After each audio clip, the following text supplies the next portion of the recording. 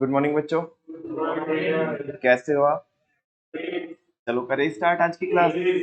और आज का कोई भी नया टॉपिक पढ़ने से पहले सबसे पहले हम एक बार अभी ये देख लेते हैं कि अभी तक हमने क्या पढ़ा प्लानिंग के अंदर। ठीक है बच्चों। प्लानिंग, अगर हम बात करें मैनेजमेंट के 5 बच्चों की, तो उसमें से सबसे पहला बच्चा होता है, सबसे जरूरी बच्चा होता है, और ये बेस होता है सारे के सारे बच्चों का। माने ऑर्गेनाइजिंग का, स्टाफिंग का, डायरेक्टिंग का, कंट्रोलिंग का बेस कौन है? प्लानिंग। अगर हम प्लानिंग नहीं कर सकते तो फिर आगे किसको भी करने में दिक्कत आएगी बच्चों? Organising, staffing, directing, controlling. तो प्लानिंग करना जरूरी है, क्योंकि प्लानिंग के बेसिस पे ही बाकी सारे फंक्शंस परफॉर्म किए जाएंगे। जितने भी ऑर्गेनाइजेशन है, चाहे ऑर्गेनाइजेशन छोटा हो, चाहे प्रॉफिट कमाने वाला हो, चाहे प्रॉफिट कमाने वाला ना हो, सबको किसकी जरूरत है? प्लानिंग की जरूरत है। और ये कहा जाता है बच्चों कि अगर हमने चीजों को, अपनी एक्टिविटीज को, अपने टास्क को अच्छे से क्या कर लिया, प्लान कर लिया, तो समझो आधा काम तो हमारा हो ही गया। यानी कि well planned is half done. अब जल्दी से मेरे को सारे बच्चे बता दो कि प्लानिंग का मतलब क्या होता है। Planning refers to deciding in advance what is to be done, how it is to be done, when it is to be done, and by whom it should be done. क्या करना है, कब करना है, कैसे करना है, कौन करेगा। ठीक है ना। और भी बहुत सारी चीजें हो सकती है कि क्यों कर रहे हैं, क्या मिलेगा इससे, है ना। क्या क्या क्या चीजें मतलब जो हमारे सामने हमें प्रॉब्लम फेस करनी हो सकती है, तो उनको कैसे हम क्या करेंगे, सॉर्ट आउट करेंगे। ठीक है ना। तो ये सारी चीजों को पहले से ही एडवांस में लिस्ट डाउन करना, ठीक है ना, इसको बोलते हैं बच्चों प्लानिंग। क्या बोलते हैं? और ये कोई ऐसे नहीं कि माइंड का इन्वॉल्वमेंट तो होता है, लेकिन ऐसा नहीं कि ओरली होगी प्लानिंग, है ना। प्रॉपर क्या होगी, रिटन में होगी। किस में होगी बच्चों? रिटन में होगी। और प्लानिंग को अगर मैं बहुत कम शब्दों में बोलूं तो ये बोल सकता हूं कि कोई भी काम को करने से पहले सोचना, थिंकिंग बिफोर डूइंग। ठीक है। और ये कौन सा गैप ब्रिज करती है? Time gap. कौन सा गैप? ये हमारे फ्यूचर को प्रेजेंट से क्या कराती है? लिंक कराती है। क्या कराती है? लिंक कराती है। आज हम कहां पर है और कहां पर हम जाना चाहते हैं, ये उस चीज को क्या करती है बच्चों? लिंक करती है। ठीक है।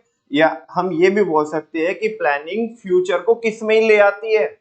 प्रेजेंट में ही ले आती है। बिकॉज जो चीज आने वाले फ्यूचर में होने वाली है, 1 हफ्ते बाद, 2 हफ्ते बाद, जितने भी टाइम की हमने प्लानिंग की है, 1 महीने बाद की अगर हमने प्लानिंग की है, 1 साल बाद की अगर हमने प्लानिंग की है, तो वो चीज वो हम आज ही क्या कर पा रहे हैं? विजुअलाइज कर पा रहे हैं। ठीक है ना। तो ये फ्यूचर को किस में ले आती है? प्रेजेंट में ले आती है। नेक्स्ट टॉपिक है बच्चों हमारा फीचर्स ऑफ, बोलो ना, फीचर्स ऑफ। और इसका आंसर क्या है? Map of, M for. हाँ, प्लानिंग जब हम करते हैं बच्चों, तो उसमें किसका यूज होता है? माइंड का यूज होता है। किसका यूज होता है? माइंड का। तो that's why we can say that planning is a mental exercise. Map, A for. Planning हमारे ऑब्जेक्टिव्स को अचीव करने में हेल्प करती है, क्योंकि हम अपनी सारी की सारी एनर्जी किस पे लगाते हैं? उन चीजों पे लगाते हैं कि जो हमें हमारे ऑब्जेक्टिव के करीब लेके जा रही है। बिकॉज ऑलरेडी हमने सारी चीजें सोच के रखी है, क्या करना है, कब करना है, कैसे करना है, कौन करेगा, वो सारी चीजें। ठीक है। अच्छा, तो planning helps in achieving objectives. ठीक है। दूसरा, तीसरा बात करते किसकी? पी। पी फॉर, बहुत सिंपल है, परवेसिव फंक्शन है। Because every organization requires planning, whether it is profit organization और not for profit organization, whether it is small और बिग। ठीक है ना। से यस और नो। अच्छा, map of, O for objective, setting objective. Future में तो जो फ्यूचर में जो हमारे वो एंड पॉइंट्स है, वो जो हमारा डेस्टिनेशन पॉइंट है, उसको तो अचीव करने में हेल्प करता है, लेकिन क्या अचीव करना है उसको तो आज क्या करना पड़ेगा? हमें एस्टैब्लिश करना पड़ेगा, सेट करना पड़ेगा। तो उस चीज को सेट करने में भी प्लानिंग हेल्प करती है। ठीक है ना। That's why we can say that planning helps in setting objective. Map of, F for. Planning कभी भी किसके लिए की जाती है? पास्ट के लिए की जाती है, फ्यूचर के लिए की जाती है ना। पास्ट के एक्सपीरियंस के बेसिस पे कर सकते हो आप, है ना, लेकिन करते किसके लिए? फ्यूचर के लिए। तो प्लानिंग क्या है बच्चों? फ्यूचरिस्टिक है। क्या है? फ्यूचरिस्टिक है। तो map of DCP, D for direction, D for, sorry, D for decision making. ठीक है ना। D for decision making. Decision making बोले तो planning helps in decision making. because we have to identify various alternatives, ठीक है ना, और we can say that we have to find out the various alternative course of action, and out of the many available we have to select the best one which provide the maximum benefit, reduces the cost and reduces the risk, ठीक है ना, जो क्या भी करता है, risk कम करता है, कॉस्ट कम करता है और बेनिफिट सबसे ज्यादा देता है, तो उसे हमें सेलेक्ट करना होता है, बिकॉज हमें बहुत सारों में से एक को क्या करना है, चूज करना है, तो प्लानिंग किस में हेल्प करती है, डिसीजन मेकिंग में हेल्प करती है, तो map of DCP, C for continuous, C for continuous, ये एक बार करनी पड़ेगी कि बार बार करनी पड़ेगी, बार बार करनी पड़ेगी और हर बार करनी पड़ेगी, because you have to continuously perform various activities one by one, ठीक है ना। नेक्स्ट है सी एंड लास्ट है P, P for primary function of management, जो प्लानिंग है वो फर्स्ट फंक्शन होता है और सबसे ज्यादा जरूरी फंक्शन होता है, इसके बगैर बाकी दूसरे फंक्शंस आप परफॉर्म नहीं कर सकते, तो दैट्स व्हाई बच्चों प्लानिंग एक कैसा फंक्शन होता है, प्राइमरी फंक्शन होता है, ये बेस बोल सकते हो, है ना, you can say that planning is the ABCD, means initials of management, ठीक है ना, without which other functions can not be performed.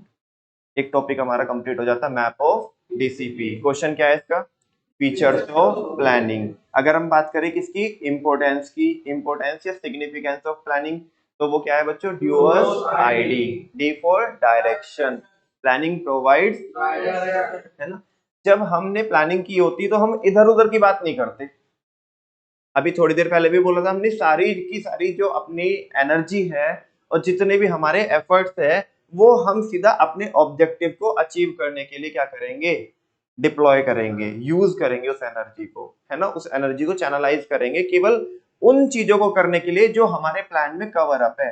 दुनिया जहान में बहुत सारी चीजें करने के लिए, लेकिन एक टाइम पे तो हम एक ही चीज पे फोकस करेंगे ना, और अगर हम इधर उधर भटकते रहेंगे ऐसे तो हमें डायरेक्शन कहाँ मिलेगी, कंफ्यूजन होगा उल्टा, ठीक है ना। कोई भी जरा सा भी आकर के थोड़ी सी भी एडवर्सिटीज हो गई, है ना, किसी ने भी आकर के मैं बोल दिया अरे ये काम ऐसे नहीं होता, ठीक है ना, इसमें तो तुम फेल हो जाओगे, अगर हमारे पास प्लान है तो नहीं, हम अपने आप को संभाल लेंगे कि नहीं नहीं यार हमारे पास सारी चीजें है, कि पूरे हमने सारी आउटलाइंस ड्रॉ करके रखी है हमने, कि अगर सक्सेस मिलेगी तो कैसे मिलेगी और कितनी हद तक मिलेगी, नहीं मिलेगी तो क्या क्या प्रॉब्लम आ सकती है, उसमें हम कैसे कैसे डील करेंगे, तो आप अपने प्लान पे स्टिक रहोगे, अदरवाइज इधर उधर निकल जाओगे तो आप डायरेक्शन आपको फिर नहीं मिलेगी, लेकिन अगर आप आपके प्लान पे चल रहे हो तो आपको डायरेक्शन मिलती रहेगी, है ना, वन बाय वन एक एक टास्क परफॉर्म करते जाओगे और आगे जिंदगी में बढ़ते जाओगे, चाहे वो आपकी पर्सनल लाइफ हो, हम तो खैर यहाँ पे अपनी प्रोफेशनल लाइफ की बात कर रहे हैं, ठीक है ना।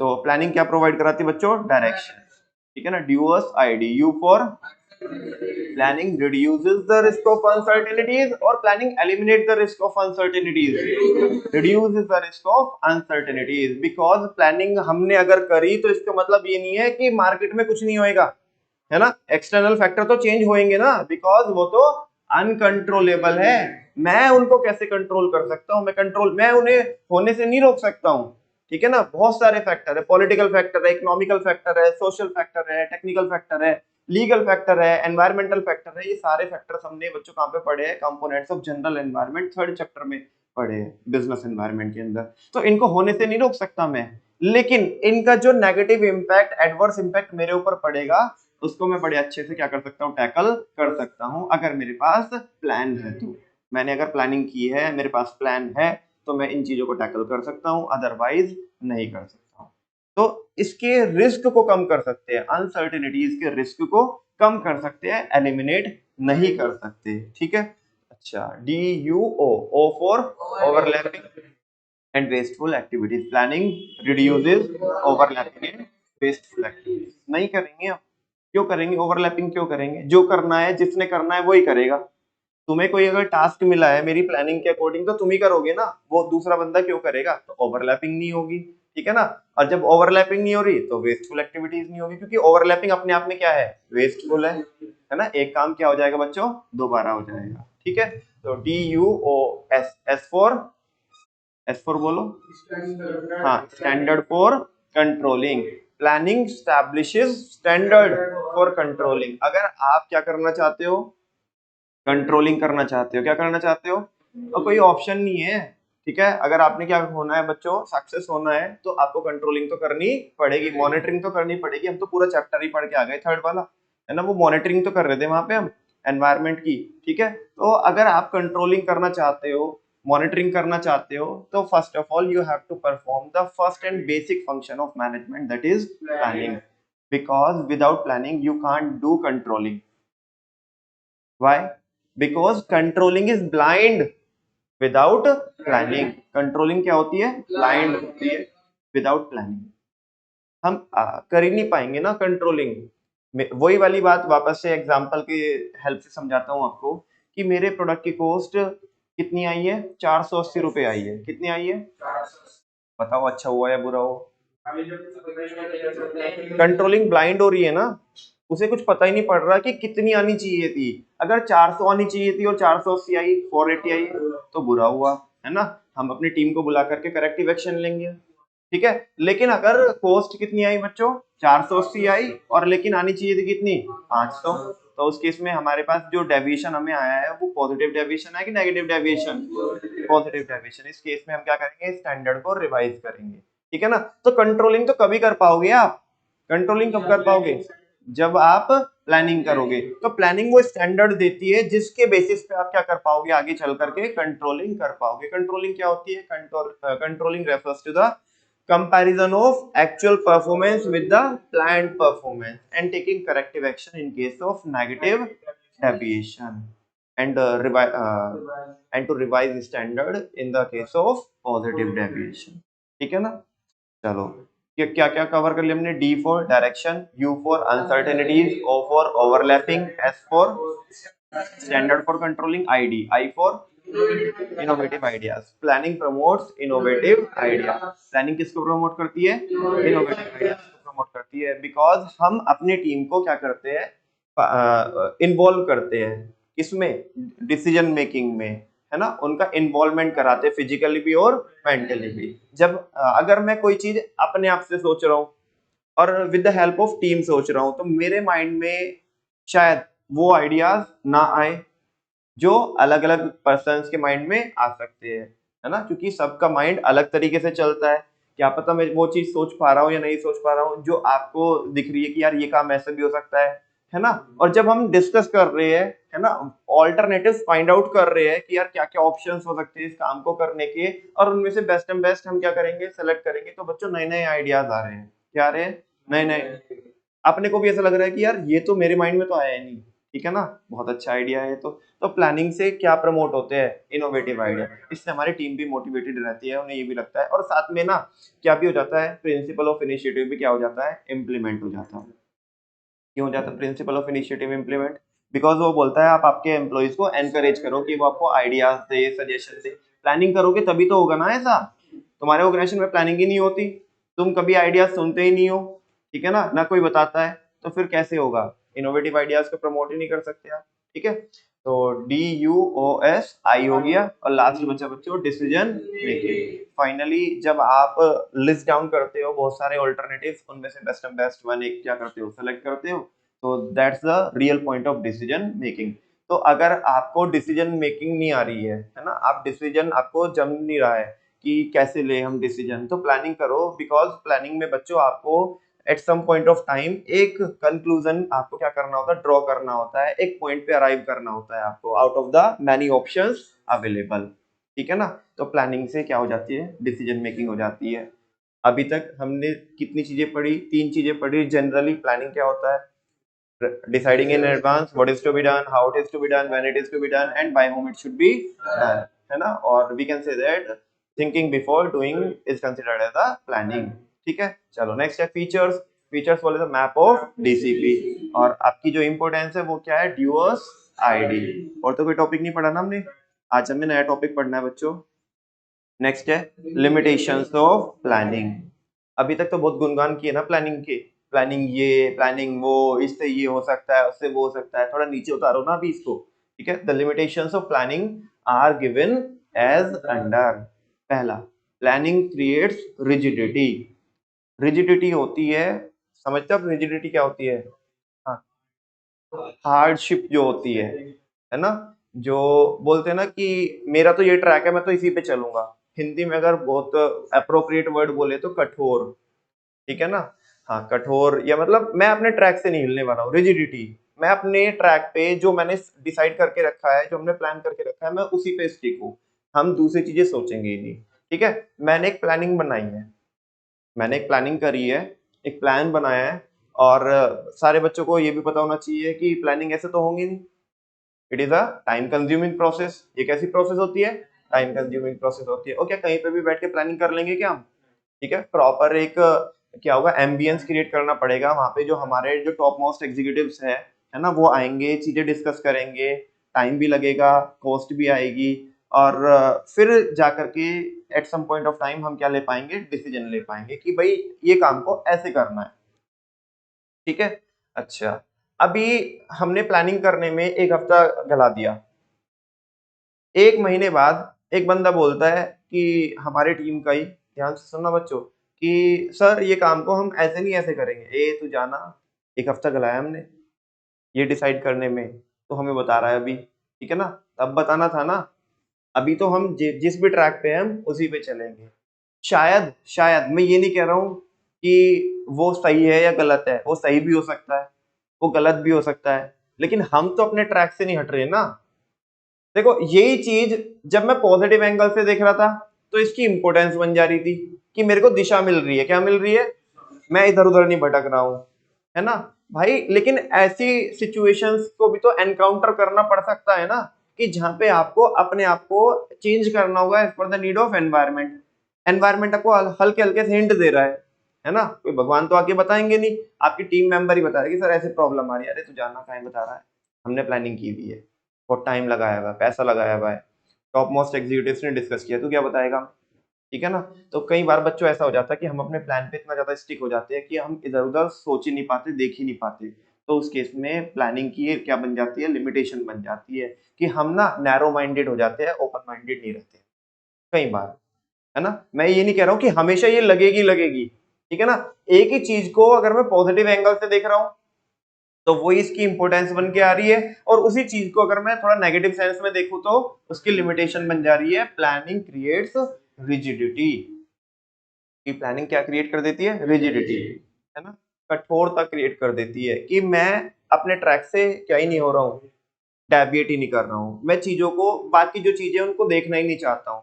मैं तो अपने प्लान पे ही, अपने ट्रैक पे ही क्या हूँ, स्टिक हूँ। जो हमने सोचा है बस वो ही करेंगे। ए हमको मत बता तू कि क्या करना है क्या नहीं करना है, ऑलरेडी हमने प्लान करके रखा है, तो अच्छी की है प्लानिंग, ठीक है। देखो, under planning employees are required to strictly follow the predetermined policy. हमने जो सेट करके रखा है तुमने वही करना है। जब हम प्लानिंग, अच्छा प्लानिंग क्यों करते हैं? क्योंकि वैसे ही करेंगे ना हम। तो हमने जो ऑलरेडी सेट करके रख लिया, तो एम्प्लॉइज को क्या करना पड़ेगा बच्चों? उसी चीज को क्या करना पड़ेगा? फॉलो करना पड़ेगा। जो हमारी प्री डिटरमाइंड ऑलरेडी जो हमने सेट करके रखी है, जो पॉलिसी स्ट्रेटेजी जो भी हमारे प्लान्स है, ठीक है ना, उनको वैसे एज इट इज क्या करना पड़ेगा?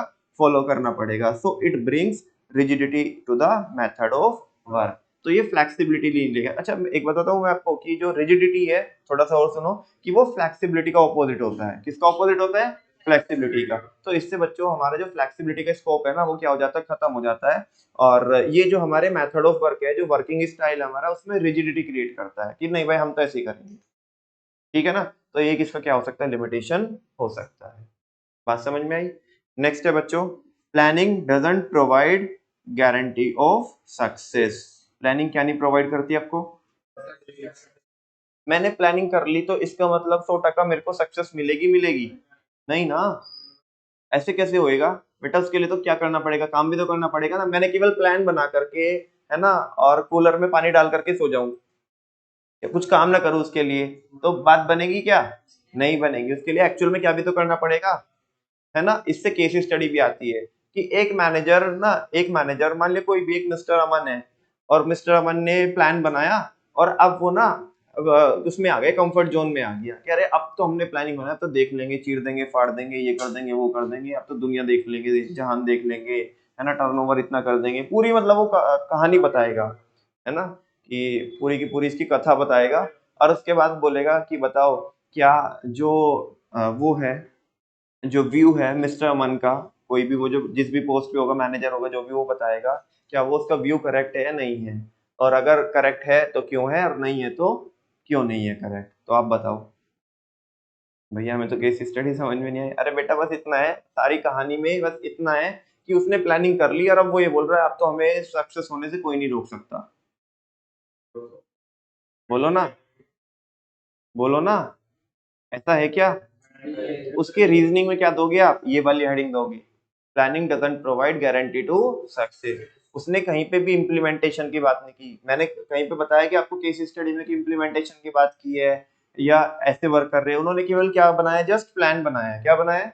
प्लान बनाने का मतलब ये नहीं होता कि आपको सक्सेस मिलेगी मिलेगी, सब बना लेंगे ना ऐसे, तो प्लान काम तो करना पड़ता है ना उसके लिए, ठीक है ना। तो ये वही बोल रहा है, बिकॉज एनवायरनमेंट क्या रहेगा, चेंजेबल होगा, डायनेमिक होगा, है ना। आपको प्लान भी अपना अपडेट करना पड़ेगा, उसके हिसाब से वर्किंग स्टाइल भी क्या करना पड़ेगा, चेंज करना पड़ेगा। तो mere planning doesn't provide guarantee to success. केवल प्लानिंग करके बैठ जाओ और सोचो कि हम तो सक्सेस हो ही जाएंगे, तो ऐसा पॉसिबल नहीं है बच्चों। बात समझ में आ रही है? उसके लिए आपको काम भी करना होता है, एनवायरनमेंट चेंज होता है तो उसके अकॉर्डिंग आपको टैकल भी करना होता है। तो देखो, it is right to say that planning is not a guarantee of success. ये हमेशा सही बोला जाता है कि प्लानिंग करना ही ऐसा नहीं है कि आपको बस अब तो गारंटी मिल गई कि अब तो सक्सेस हो ही जाओगे। Because the planning function is based on certain assumptions. Because आपने जो बच्चों प्लानिंग की है वो किसके बेसिस पे की है, कुछ असम्पशंस के बेसिस पे की है। अभी जब मैं प्रोसेस पढ़ाऊंगा ना, ये असम्पशंस तब आएगी। प्लानिंग अगर आप करते हो बेसिकली, चलो थोड़ा यहीं पे समझा देता हूँ आपको। बच्चों मेरे पास एक प्लान है ना, लेकिन ये प्लान तभी वर्क करेगा जब उसके कुछ पॉइंट्स होंगे ना, जो कुछ फैक्टर्स होंगे वो उसे सपोर्ट करेंगे। मैं कह रहा हूं आपको बच्चों, ये चैप्टर को मैं आपको विद इन अ वीक क्या करा दूंगा, कंप्लीट करा दूंगा ये चैप्टर, है ना। अगर ऐसा मैंने बोला तो मेरी कुछ अजम्पशंस रही होगी।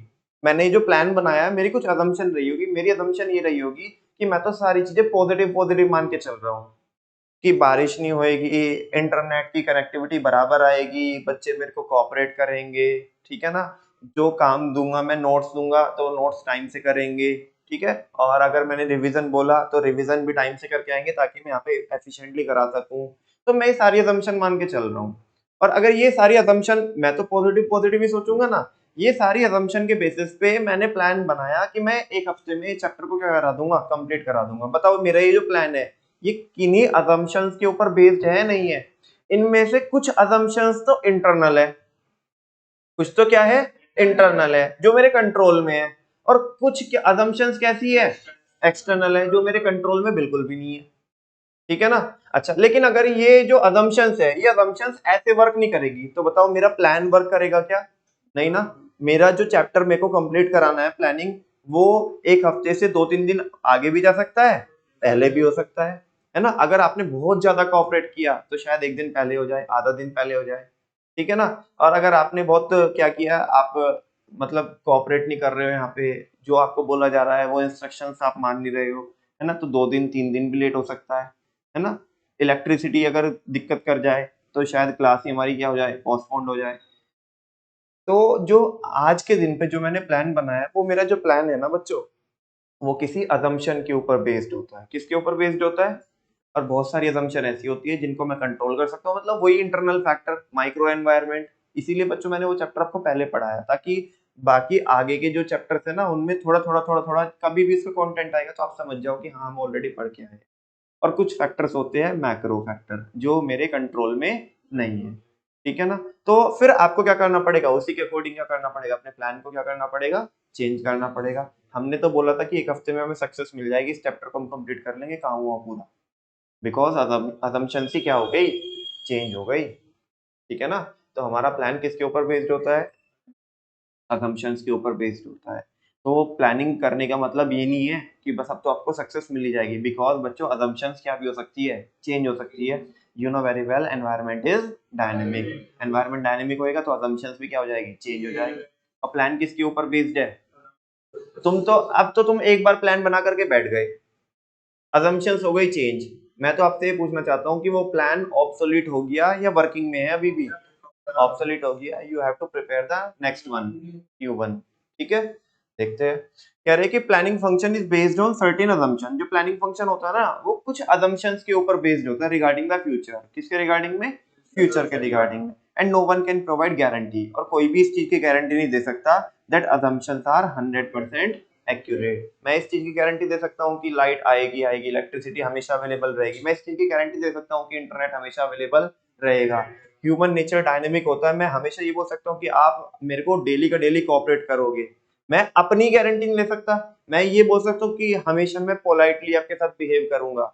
आपने कुछ ऐसा माहौल बना दिया हो कि मेरे को ही एग्रेशन पे आने के लिए क्या कर दिया हो, मजबूर कर दिया हो, मैं खुद अपनी गारंटी नहीं ले सकता, दूसरों की गारंटी तो एक्सटर्नल फैक्टर की तो क्या ही गारंटी लूंगा। तो उसके बेसिस पे बच्चों क्या हो जाएगी, जो हमारी प्लानिंग है वो चेंज होएगी, because first of all assumption change होएगी, देन मेरे को प्लानिंग भी क्या करनी पड़ेगी, चेंज करनी पड़ेगी। और मैं अगर एक बार प्लानिंग करके बैठ गया और ये सोचूं कि सक्सेस मिल जाएगी, तो नहीं मिलेगी सक्सेस, ठीक है ना।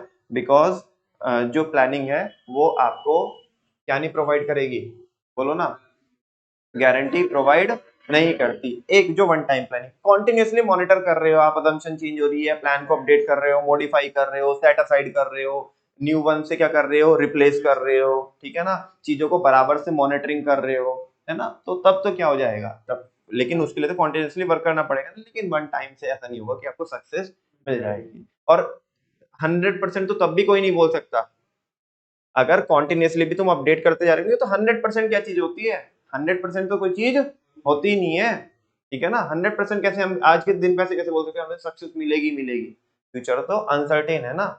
दो चीजें अभी तक हमने देखी लिमिटेशंस में, पहला प्लानिंग क्रिएट्स रिजिडिटी, है ना, वहां पे हम अपने ट्रैक पे स्टिक होते हैं, इधर उधर की बातें नहीं करते, तो कई बार ये दिक्कत कर जाती है, बिकॉज हम ना अपने माइंड का शटर क्या कर लेते हैं, बंद कर देते हैं, और जो एक्सटर्नल फैक्टर को कंसीडर करके जो लोग हमें कुछ बता रहे होते हैं वो हम सुनते नहीं है।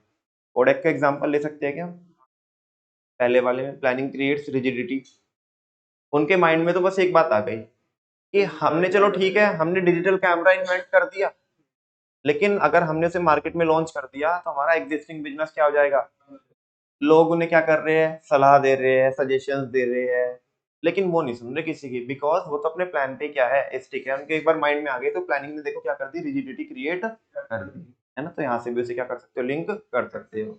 और अगर तुमने देखो इसी को ही अगर आगे बढ़ाओ तो प्लानिंग, वो तो ये मान के बैठे कि हमने तो प्लानिंग करके रखी है, अब हम नहीं करेंगे चेंजेस, ठीक है ना, तो इसका मतलब ये कोई ना तुम्हें सक्सेस मिल जाएगी, फेल हो गए। नेक्स्ट है बच्चों, प्लानिंग में not work in a dynamic environment, ये मैंने ऊपर में समझा दिया आपको यहीं पे कि planning doesn't provide guarantee to success. एक बात तो बताओ आप, एनवायरनमेंट अगर कॉन्टिन्यूसली चेंज होता रहेगा तो प्लानिंग उसमें काम करेगी क्या। मैंने तो प्लानिंग बनाई थी इस अजम्पशंस को लेकर के, प्लान जो ड्रॉ किया था इस अजम्पशन को लेकर के ड्रॉ किया था, ये अजम्पशन ही चेंज हो गई बिकॉज एनवायरनमेंट चेंज हुआ। सबसे पहले एनवायरनमेंट चेंज हुआ, उसके बेसिस पे अजम्पशन चेंज हुई, अजम्पशन के बेसिस पे मेरा जो प्लान है वो ऑब्सोलीट हो गया। तो इस केस में जो मेरा जो पुराने वाला जो प्लान था वो तो जो ऑब्सोलीट हुआ वो तो वर्केबल कंडीशन में नहीं है ना। तो प्लानिंग कहाँ पे काम कर रही है, डायनेमिक एनवायरनमेंट में, बहुत ज्यादा अगर बदलता हुआ एनवायरनमेंट है। जैसे बच्चों आज का जो टाइम है, आज का टाइम बहुत ज्यादा डायनेमिक है, क्योंकि मार्केट में बहुत सारे फैक्टर्स एक साथ क्या कर रहे हैं, काम कर रहे हैं। इधर से पॉलिटिकल फैक्टर्स काम कर रहे हैं, बिकॉज जो माहौल बना हुआ है, इलेक्शन का माहौल बना हुआ है इकोनॉमी के अंदर हमारी, ठीक है ना। अच्छा, दूसरा पॉलिटिकल इकोनॉमिकल फैक्टर क्या हो रहे हैं, बड़े चेंजेस हो रहे हैं, इंटरेस्ट रेट क्या कर रहे हैं, फ्लक्चुएट कर रहे हैं, है ना, क्रूड के जो रेट है वो कम ज्यादा हो रहे हैं, उससे बड़ा इम्पैक्ट पड़ रहा है। दूसरी इकोनॉमी में कुछ कुछ भी हो रहा है तो उसका भी कहीं ना कहीं इम्पैक्ट पड़ रहा है, ठीक है ना। सोशल बहुत फैक्टर लग रहे हैं, आपने देख रहे होंगे देश के अंदर कहीं कहीं पे भी राइट्स हो रहे हैं, है ना, और भी बहुत सारी चीजें हो रही है। एक टाइप से जो लोगों के अंदर नफरत है वो फैल रही है, तो उससे बिजनेस को यार इम्पैक्ट पड़ता है, ठीक है। लोगों के अंदर नफरत फैलेगी एक दूसरी कम्युनिटी के लिए, तो ऐसे में क्या होगा कि राइट्स होने के चांसेस है, और राइट्स होंगे तो फिर वो लॉकडाउन या कर्फ्यू टाइप से कुछ हो जाएगा, ठीक है। तो बिजनेस कम्युनिटी के ऊपर क्या पड़ता है, बड़ा इम्पैक्ट पड़ता है। तो सोशल फैक्टर लग रहे हैं, टेक्नोलॉजी बहुत तेजी के साथ चेंज हो रही है, आर्टिफिशियल इंटेलिजेंस में आए दिन कुछ ना कुछ नया हो रहा है, ठीक है ना। लॉ चेंज हो रहे हैं, बिकॉज गवर्नमेंट बड़े एग्रेसिव मोड में है। कोई भी गवर्नमेंट हो, केवल मैं करंट गवर्नमेंट की बात नहीं कर रहा, कोई भी गवर्नमेंट हो लास्ट ईयर में अपने एग्रेसिव मोड में रहती है, क्योंकि अगर लास्ट ईयर में काम नहीं, अभी तुम देखो ना, तुम देखो एलपीजी के क्या कर दिए, रेट कम कर दिए, 200 रुपए 4 साल से तो नहीं हुए थे, क्यों नहीं हुए थे, क्योंकि अगले साल इलेक्शन है। लोग पुराने, पता क्या है, हमारे भारतीय लोगों की खूबी होती है, खूबी बोलो कमी बोलो मुझे समझ में नहीं आ रहा क्या बोलना चाहिए, कि वो एब्सेंट माइंडेड होते हैं। कैसे होते हैं? भूल जाते हैं, पुरानी बातें भूल जाते हैं। अभी क्या है, बस वो देखते हैं, पुराने किसने कितना सताया वो सब भूल जाते हैं। कुछ लोग होंगे जो दिल पे लगा के बैठ जाते हैं, लेकिन जनरली देखिए तो हमारी जनता बहुत भोली भाली है, पुरानी बातें भूल करके अभी जो क्या मिला है, जो करंट में चल रहा है बस उसको याद रखते हैं कि देखो 200 रुपए क्या हो गए, कम हो गए। फिर उसकी मार्केटिंग भी की जाती है। तो लीगल फैक्टर हो गए, गवर्नमेंटल फैक्टर हो गए, कानून में। खैर ये वाला जो मैंने एग्जांपल दिया वो लीगल पे नहीं था, कभी सोचो कि ये लीगल है। ये तो एक गवर्नमेंटल फैक्टर है, ठीक है ना, गवर्नमेंट की पॉलिसी है, उनकी सोच, उनकी आइडियोलॉजी है कि किस टाइम पे कैसे काम करना है ना। लॉ में बड़े सारे लॉ में चेंज हो रहा है। जैसे कि इन अभी मैं आपको बताऊं, अभी इन्होंने क्या किया ना, कुछ लास्ट टाइम, जैसे हमारे कुछ नॉर्थ ईस्ट स्टेट्स है, तो वहाँ पे जो फ्लाइट चलती है वहाँ से, जो फ्लाइट चलती है जैसे आसाम हो गया, आपका नागालैंड हो गया, तो इस तरह की जो स्टेट्स है, सिक्किम वगैरह है, तो वहाँ से जो वो चलती है, फ्लाइट चलती है, तो उन पे क्या था, पहले जितनी भी फ्लाइट्स चलती थी वहाँ से टेक ऑफ होती थी या वहाँ पे टर्मिनेट होती थी, जो भी था, तो उस पे क्या नहीं लेते थे, जीएसटी नहीं लेते थे। क्या नहीं लेते थे? जीएसटी। अब इन्होंने जैसे लॉ में चेंज कर दिया, लीगल लॉ में क्या कर दिया इन्होंने, चेंज कर दिया। लॉ में चेंज किया कि उसमें एक वर्ड ऐड ऑन कर दिया कि वहां से जो भी फ्लाइट होगी, जो इकोनॉमिक क्लास होगी, केवल उस पे ही हम क्या नहीं लगाएंगे, जीएसटी नहीं लगाएंगे, उस पे एग्जाम्पशन दे रहे हैं। बाकी जो बिजनेस क्लास में जो क्या करेगा, सफर करेगा, उस पे क्या लगाएंगे हम, टैक्स लगाएंगे। तो ये लॉ में चेंज हो गया, सीजीएसटी एक्ट में चेंज हो गया, एसजीएसटी एक्ट में चेंज हो गया, आईजीएसटी एक्ट में चेंज हुआ, तो ये लॉ में चेंज हुआ, तो लीगल फैक्टर लग रहे हैं। और आपने देखा होगा कि नेचर भी अपना काम कर ही रही है बराबर से, इस साल में तो काफी ज्यादा कर रही है ना, कहीं पे कुछ हो रहा है, अर्थक्वेक आ रहा है, फ्लड आ रही है, सुनामी आ रही है, वगैरह वगैरह।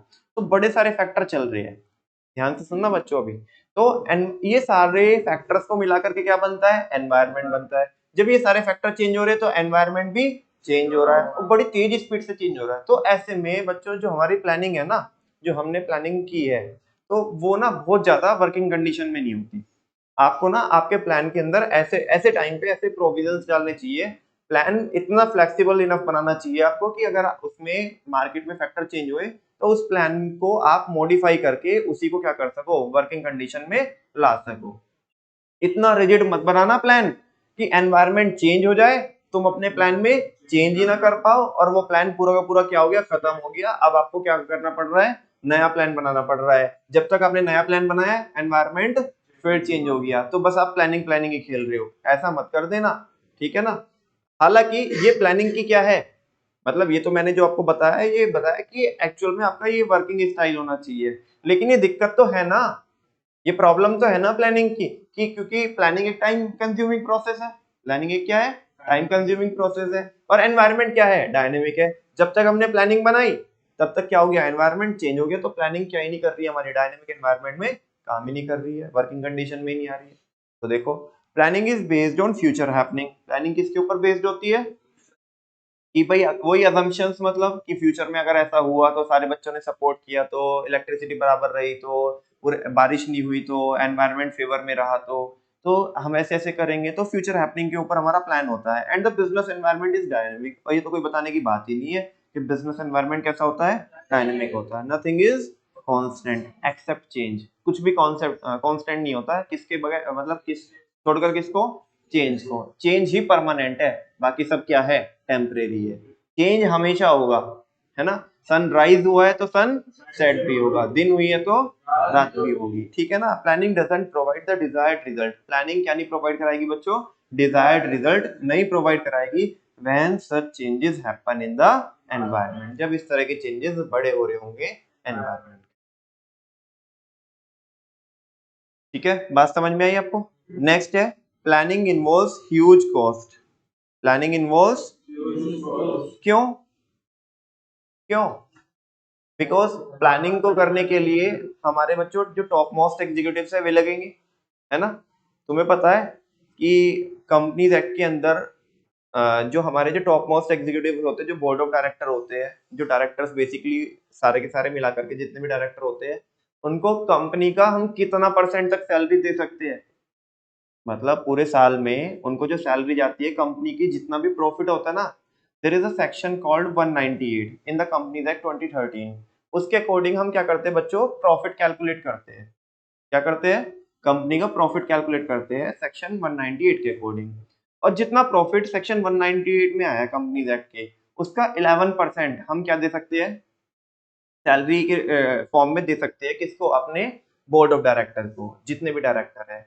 और ये जस्ट सैलरी है, इसके अपार्ट फ्रॉम दिस हमें क्या भी हम क्या भी दे सकते हैं उनको, सिटिंग फीस दे सकते हैं। दे सकते हैं क्या, देते ही है। सिटिंग फीस क्या होती है मैं बता रहा हूँ बच्चों भी आपको।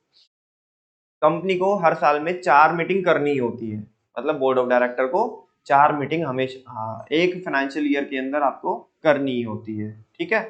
अच्छा, जो सैलरी वो ले रहे हैं काम करने के लिए, वो ओवरऑल 11% होती है, मतलब सबको मिला करके।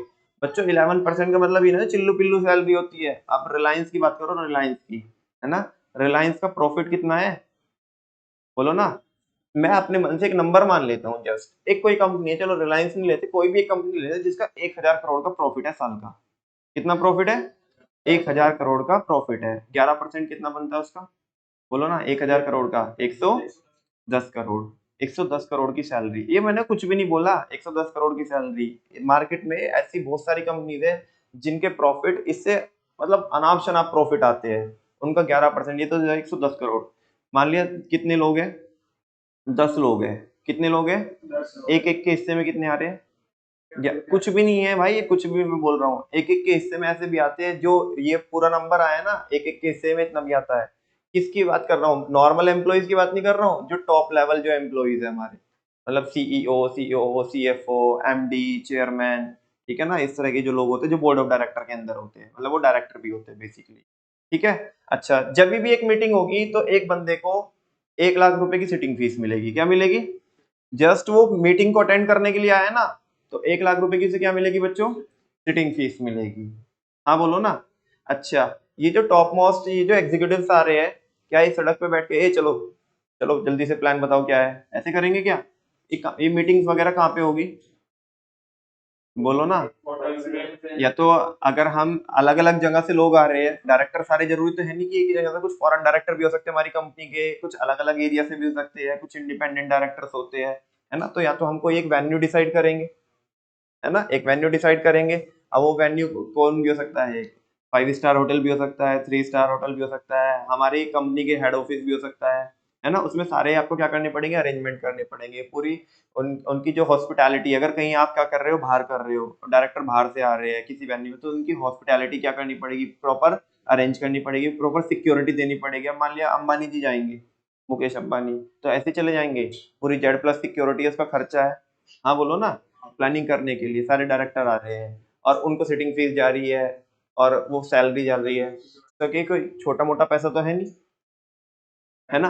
और फिर चलो अभी प्लानिंग बनाई, फिर इस पे वर्क होगा, चलो वो भी छोड़ दो, वर्क होगा, ठीक है। लेकिन अभी प्लानिंग की बात करते हैं कि यहाँ पे जो प्लानिंग बनाने में जो खर्चा लग रहा है, छोटा मोटा खर्चा लग रहा है, बहुत ज्यादा खर्चा लग रहा है, यही लिमिटेशन है प्लानिंग की। एक बात तो बताओ, जस्ट एक छोटा सा एग्जाम्पल ले रहा हूँ। मेरे को एक प्रोजेक्ट करना है, और प्रोजेक्ट से बेनिफिट होने वाला है कितने का, 10 लाख रुपए का। कितने का होने वाला है, प्लानिंग कोई करने में हमने उसमें 17 लाख रुपए गला दिए। मुझे तो ये बता दो, ये प्लानिंग करने का फायदा क्या, ये कौन सी प्लानिंग चल रही है भाई, बर्बादी की प्लानिंग चल रही है ये। कि मेरे को जो कॉन्ट्रैक्ट मिल रहा है, कॉन्ट्रैक्ट मिल रहा है कितने का, 10 लाख रुपए का। हमने प्लानिंग करने में सारे एग्जीक्यूटिव्स को मिला करके, बुला करके, जो उनके ऊपर पैसा खर्च किया, उनकी हॉस्पिटैलिटी पे, उनके खाने पीने पे जो भी खर्च किया है, उनके अरेंजमेंट में, उनको लाने में, है ना। ऐसा भी होता है, कंपनी कन्वेंस भी देती है, ठीक है। एक बंदे को हम दिल्ली बुला रहे हैं मीटिंग के लिए, रहता है बंदा वो केरला में, ठीक है ना, तो उसकी फ्लाइट्स अरेंज कर रहे हैं। वो फ्लाइट कैसी भी हो सकती है, बिजनेस क्लास हो सकती है, प्राइवेट जेट भी कंपनी भेज सकती है। तो यार बड़े खर्चे होते हैं, ठीक है। तो हम अगर क्या कर दे, पैसा ज्यादा खर्च कर दे किसके ऊपर, प्लानिंग के ऊपर, उससे इतना बेनिफिट ना मिलने वाला, तो लिमिटेशन है ही ना। और वैसे भी प्लानिंग में खर्चा आएगा ही, ठीक है ना। तो देख लो, ये लिखा है, planning involves huge cost. Planning में बहुत ज्यादा खर्चा लगता है। Planning is an expensive process because a lot of money is involved in gathering and analysing information and evaluating various alternative. इसने वो वाला अभी तक मतलब वो वाला एंगल बताया नहीं, जो वाला एंगल, जो एंगल मैंने आपके साथ डिस्कस किया है, ये भी एक एंगल है। सुनो, अभी तक तो इन्हीं के खर्चे मतलब इन्हीं को बेसिकली मीटिंग को गैदर करने में हम क्या कर रहे हैं, खर्चा कर रहे हैं, लेकिन यहाँ पे जो खर्चा लिखा हुआ है ये कह रहा है कि वो आके बैठ जाएंगे, खाली पीली आके बैठ जाएंगे, या कुछ हमारे टीम्स ने रिसर्च भी करके दी होगी, रिसर्च एंड डेवलपमेंट डिपार्टमेंट ने मार्केट को एनालाइज किया होगा, वो ला करके रिपोर्ट सौंपेंगे अपनी इनको। हाँ तो बोलो ना। और रिपोर्ट के बेसिस पे ये क्या लेंगे, डिसीजंस लेंगे कि भाई क्या करना आगे के लिए सही होगा, या हमारा नेक्स्ट कोर्स ऑफ एक्शन क्या होगा। अच्छा एक बात तो बताओ, वो प्लानिंग को करने के लिए, वो वहां पे डिसाइड करने के लिए, इसके पीछे वो रिपोर्ट्स भी तो बननी है ना, टीम्स भी तो क्या कर रही होगी, काम कर रही होगी ना, डेटा को क्या कर रही होगी, कलेक्ट कर रही होगी, और डेटा को क्या कर रही होगी, एनालाइज कर रही होगी। क्या वो उतना आसान है क्या? हाँ बोलो, क्या वो उतना आसान है क्या? उसके लिए पैसा नहीं लगेगा। लेट सपोज बच्चों, मेरे को ही क्या करना है, एनालाइज करना है, आसपास की मार्केट को क्या करना है, एनालाइज करना है, ठीक है ना। तो मेरे पॉइंट ऑफ व्यू से, मेरे लेवल पे मैं क्या करूंगा कि मैं कभी मार्केट को एनालाइज कर सकता हूँ जब मेरे पास क्या होगा, डेटा होगा, ठीक है। अब मैं ना अलग अलग स्कूल्स में, लेट सपोज, ऐसा करता नहीं हूँ मैं, लेकिन मैं जस्ट बता रहा हूँ कि ऐसा हो सकता है, बड़ी बड़ी कंपनीज ऐसा करती है, तो मैं वो एग्जांपल अपने पे लेके बता रहा हूँ। अगर मैं हर स्कूल से बच्चों का क्या निकलवाना चाहूँ, डेटा निकलवाना चाहूँ, कोई भी स्कूल मेरे को ऐसे ही अपने बच्चों का डेटा दे देगा, या मैं भी आपकी फाइल मेंटेन करता हूँ बच्चों, ठीक है।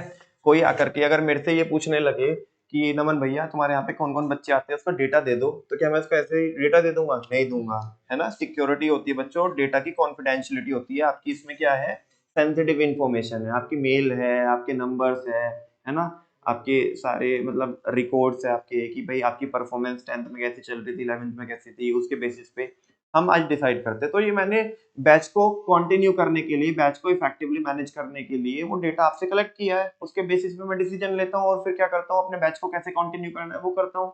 लेकिन ये डेटा किसी और के भी काम में आ सकता है। 11th क्लास में हम पढ़ के आए स्टैट्स में, प्राइमरी डेटा, सेकेंडरी डेटा, ठीक है ना।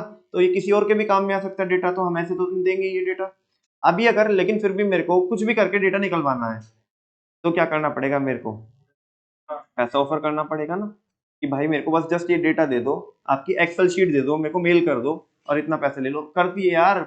ये ना बेसिकली जो बड़ी बड़ी कंपनीज में क्या होता है ना, ये जो हमारा डेटा होता है ना बच्चों, डेटा ये इंटेंजिबल एसेट्स है हमारी, समझ के चलो ना आप, ये क्या है, हमारी इंटेंजिबल एसेट, ठीक है ना। इसको हम देख तो नहीं सकते, मतलब इसको केवल फील कर सकते हैं, डेटा को टच नहीं कर सकते, समझा ना। डेटा को क्या टच करेंगे हम, हमारे इंटेंजिबल एसेट है, ठीक है। जैसे जितनी भी कंपनीज होती है, जैसे अमेजोन है, फ्लिपकार्ट है, सारी एप्लीकेशन क्या मांगती है, लॉगिन मांगती है, क्या मांगती है, और इनके पास आपका सारा रिकॉर्ड होता है, सारा रिकॉर्ड होता है।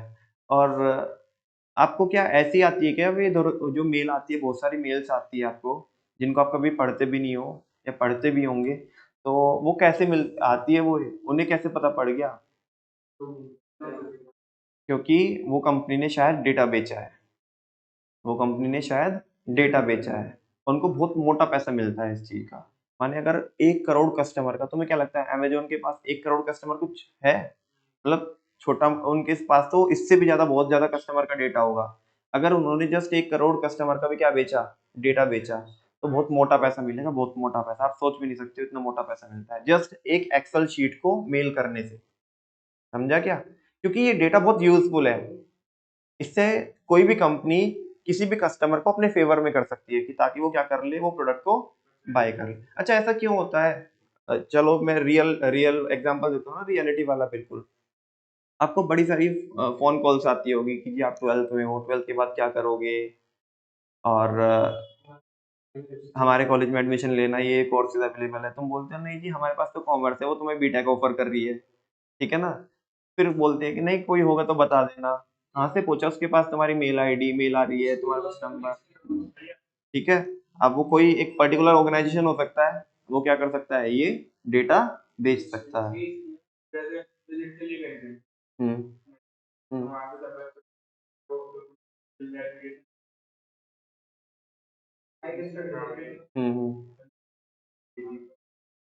अब उन्होंने चलो डेटा कलेक्ट किया बच्चों, आई थिंक ऐसा भी हो सकता है, वो डेटा को कलेक्ट करने के लिए उन्हें बहुत पैसा खर्च करना पड़ा, है ना। पहले तो स्कूल वालों ने क्या ऐसे भेज दिया होगा, मैं एलिगेशन नहीं लगा रहा हूँ, लेकिन कुछ ना कुछ तो इंटरेस्ट होगा ना, कुछ ना कुछ तो इंटरेस्ट होगा ना, क्योंकि मैंने बहुत सारे लोगों को अलग अलग टाइम पे आजमाया है।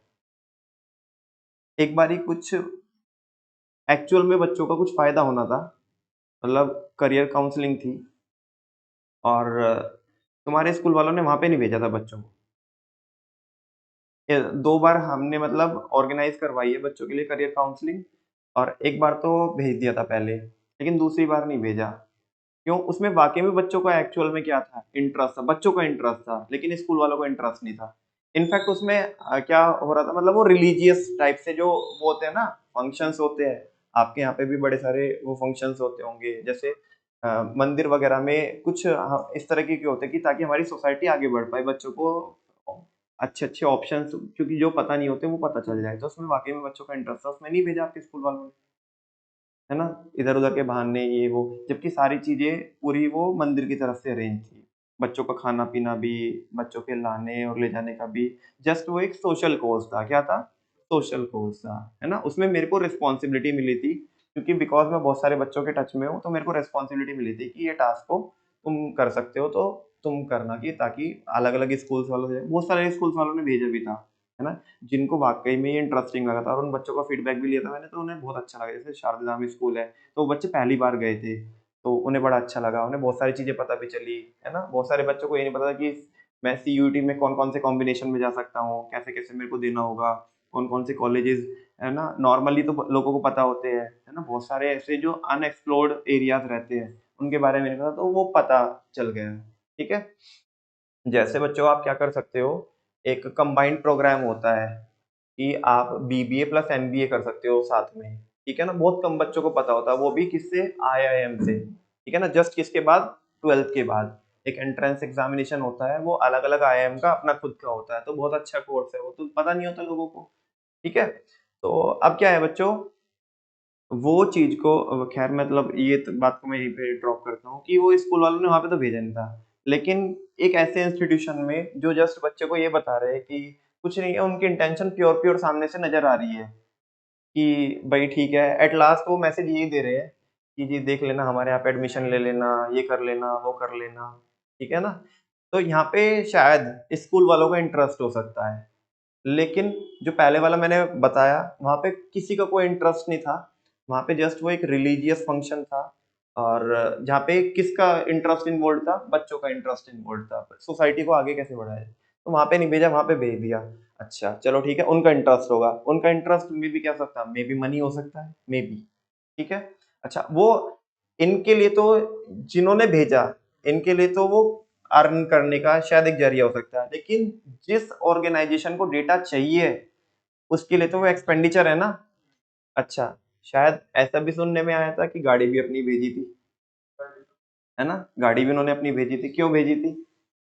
गाड़ी यहाँ से जा सकती थी। वो पहले बच्चों को लेने आए, फिर लेके गए, फिर छोड़ के आया, बच्चों को फिर ले अपने गाड़ी को खाली लेके गए, है ना? तो एक राउंड क्या हुआ? एक राउंड ट्रिप एक्स्ट्रा हुई। क्यों करा उन्होंने ये सब कुछ? कुछ ना कुछ तो इंटरेस्ट होगा ना।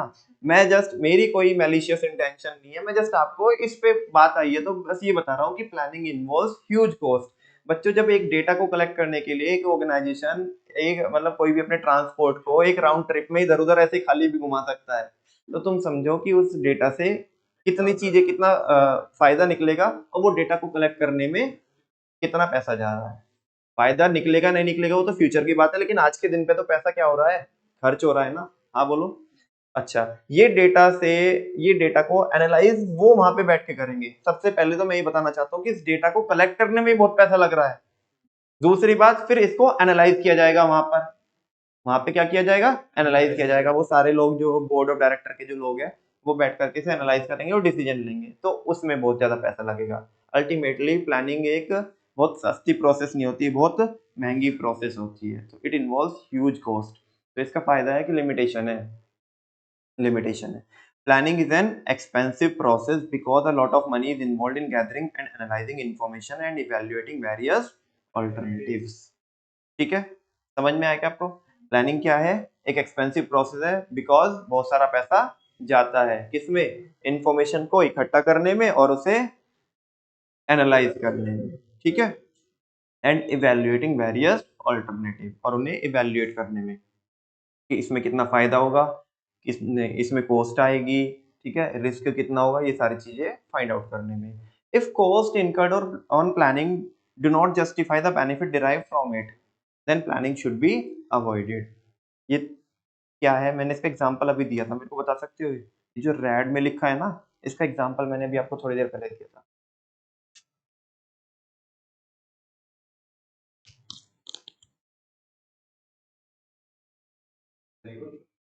बोल दो कि अगर क्या हुआ बच्चों, बोलो ना, अगर किसी प्रोजेक्ट को करने में हमारे को जो रेवेन्यू मिलेगा, क्या मिलेगा बच्चों?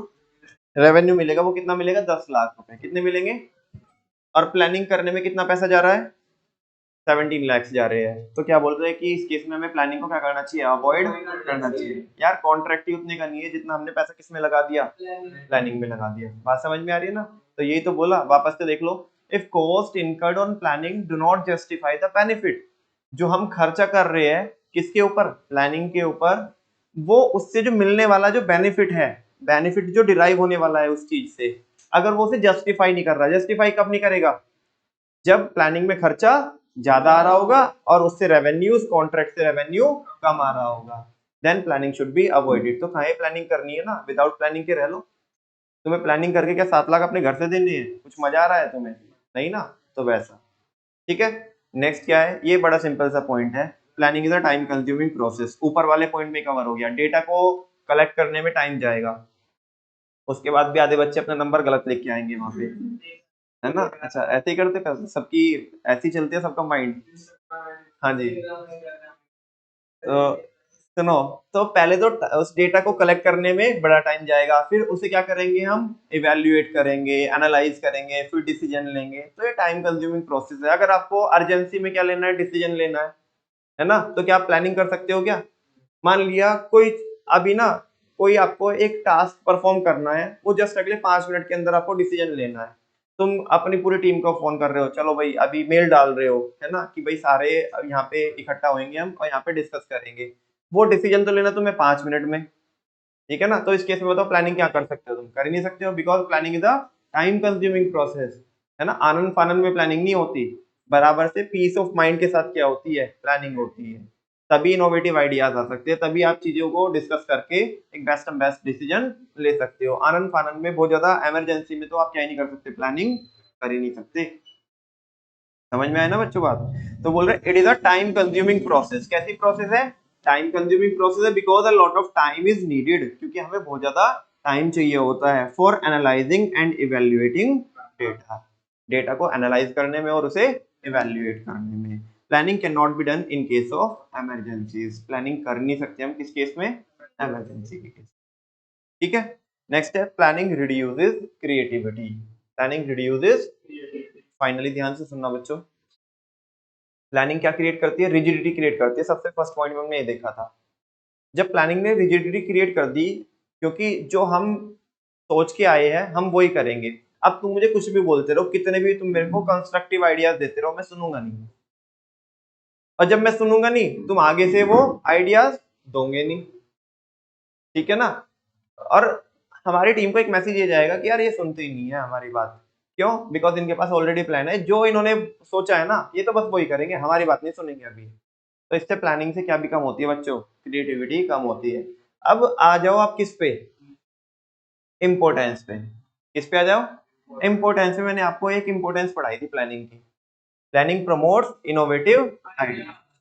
वो मैं तब बात कर रहा था कि जब हम प्लानिंग कर रहे थे तो हम सबको इन्वॉल्व कर रहे थे, तो उससे इनोवेटिव आइडिया प्रमोट हो रहे थे। वो उस टाइम की बात थी, ठीक है ना? वहां पे प्रिंसिपल ऑफ इनिशिएटिव लग भी जा रहा था। लेकिन अब प्लान बन चुका है।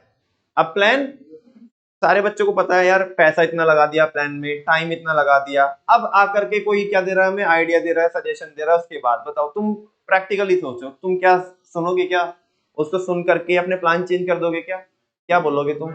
नहीं भाई, अब नहीं होएगा चेंज, ठीक है ना? रिजिडिटी तो पहले ही क्रिएट हो चुकी है प्लान बनने के बाद ही, ठीक है ना? समझो ना? अभी यहाँ पे क्रिएटिविटी भी क्या हो गई? कम हो गई। और बच्चों एग्जाम में आपसे क्वेश्चन ये भी पूछ सकता है कि list a limitation of planning which is against the principle of initiative given by the Fayol, ठीक है ना? और वो क्या है? प्लानिंग रिड्यूसेस क्रिएटिविटी, क्योंकि जब हम आइडिया सजेशन सुनेंगे नहीं तो इससे क्या हो जाएगी? क्रिएटिविटी कम हो जाएगी, ठीक है ना? एक एंगल से देखोगे, जब आप प्लान बना रहे हो, प्लानिंग कर रहे हो, उस केस में तो इंपोर्टेंस लगेगी कि प्लानिंग प्रमोट इनोवेटिव आइडियाज, और प्लान बनने के बाद बच्चों क्रिएटिविटी कम हो जाएगी हमारी टीम की। क्यों? बिकॉज उन्हें तो वही प्लान को फॉलो करना है जो प्लान हमने ड्रॉ किया है, ठीक है ना। तो इस केस में ये क्या बन जाएगी, ये किसके सपोर्ट में नहीं आ रहा है, प्रिंसिपल ऑफ इनिशिएटिव के सपोर्ट में नहीं आ रहा। और वो इसको ना वाइस वर्सा भी पूछ सकता है। अभी तो उसने पूछा कि एक ऐसा वो बताओ, लिमिटेशन बताओ, वो ऐसा भी बोल सकता है आपको, लिमिटेशन देकर के भी पूछ सकता है कि बताओ कि जैसे ये है कि प्लानिंग रिड्यूसेस क्रिएटिविटी, है ना। This limitation is against to the which principle of management given by the Fayol, तो प्रिंसिपल ऑफ इनिशिएटिव इसका आंसर आ जाएगा, ठीक है ना। मैं जस्ट आपको कोई भी केस स्टडी को बहुत कम शब्दों में करके क्रैक करके उसे बताता हूँ, लेकिन जब वो केस स्टडी बन के आएगी तो वो ऊपर नीचे की कहानी तुम्हें पता ही है, ठीक है ना, वो ऊपर नीचे की कहानी बना करके पूरी देता है। एक बार देख लेते हैं इसको और उसके बाद आज वाइंड अप करते हैं topic. Planning is an activity which is done by the top management, है ना। मैंने ये नहीं बोला कि only done by the top management, लेकिन मेनली डोमिनेंसी किसकी होती, टॉप मैनेजमेंट की। ये हम फर्स्ट चैप्टर में पढ़ के आए कि जो स्ट्रैटेजी बनाते हैं, स्ट्रैटेजी कौन बनाते हैं, टॉप वाले बनाते हैं। मैं ये नहीं कह रहा हूँ कि मिडिल वाले, लोअर वाले जो वर्कर्स होते हैं वो प्लानिंग नहीं करते, करते हैं, ठीक है ना। लेकिन जो डोमिनेंसी होती है, जो बड़ी प्लानिंग होती है, वो कौन ही करते हैं, टॉप वाले करते हैं। Planning is an activity which is done by the top management and the rest of the employees have to strictly follow these plan. बाकी बच्चे भी जो है मिडिल वाले हैं, लोअर लेवल वाले, अपने लेवल पे करते होंगे प्लानिंग, लेकिन जो टॉप वालों ने क्या किया, प्लान ड्रॉ किए, उन्हें तो उन्हें क्या करने हैं, फॉलो करने हैं जस्ट, ठीक है ना। It means employees don't get the opportunity to think, उन्हें क्या नहीं मिलती, अपॉर्चुनिटी नहीं मिलती कि सोचने की अबाउट ऑल्टरनेटिव्स, कि यार इसका ऑप्शन तो ये भी हो सकता है, ये क्यों नहीं किया। तो ऐसा कम जो मैनेजमेंट होती है वो इनवाइट नहीं करते उनके सजेशन प्लान बनने के बाद, बाकियों को तो क्या ही करना होता है, फॉलो करना होता है। In this way planning reduces creativity, इस तरीके से प्लानिंग किसको कम कर देती है, क्रिएटिविटी को कम कर देती है, ठीक है बच्चों। और इसी के साथ साथ बच्चों हमारा टॉपिक पूरा हो जाता है। कल पढ़ेंगे हम प्लानिंग प्रोसेस। एक बार जस्ट इसकी एमटी देख लो, limitations of planning, rigid HTC, है ना। प्लानिंग रिजिडिटी क्रिएट करती है, तो उसी से कुछ मैंने मतलब बनाने की कोशिश की है। मे बी वो बहुत अच्छा ना हो, ठीक है ना, लेकिन मुझे इतना पता है कि माइंड में छोटी छोटी सी एमटी है, मैप ऑफ डीसीपी, ड्यूअर्स आईडी, रिजिड एचटीसी, प्लानिंग खत्म, ठीक है ना, प्लानिंग चैप्टर खत्म। बाकी एक दो छोटी छोटी और एमटी है, वो मैं वहीं पे करा दूंगा आपको।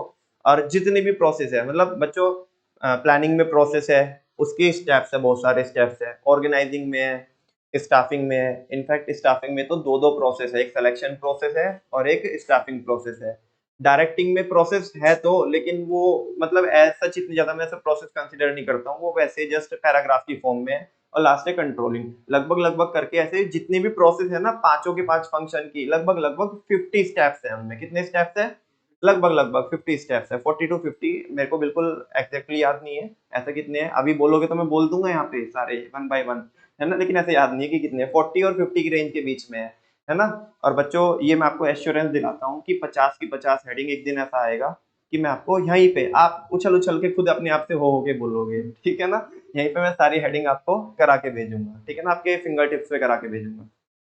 खैर फिलहाल अभी करते हैं कि प्लानिंग लिमिटेशंस की प्लानिंग क्या होती है। Rigid HTC, R for rigidity, planning creates rigidity, G for guarantee, planning doesn't provide guarantee to success। अच्छा, RGD, D for dynamic, planning may not work in a dynamic environment, planning किस में काम नहीं करेगी, dynamic environment में काम नहीं करेगी। H for huge cost, planning involves huge cost। T for time consuming, planning is a time consuming process। HTC, C for last, C for बोलो ना creativity, planning reduces creativity. Thank you very much बच्चों, बाकी कल करेंगे।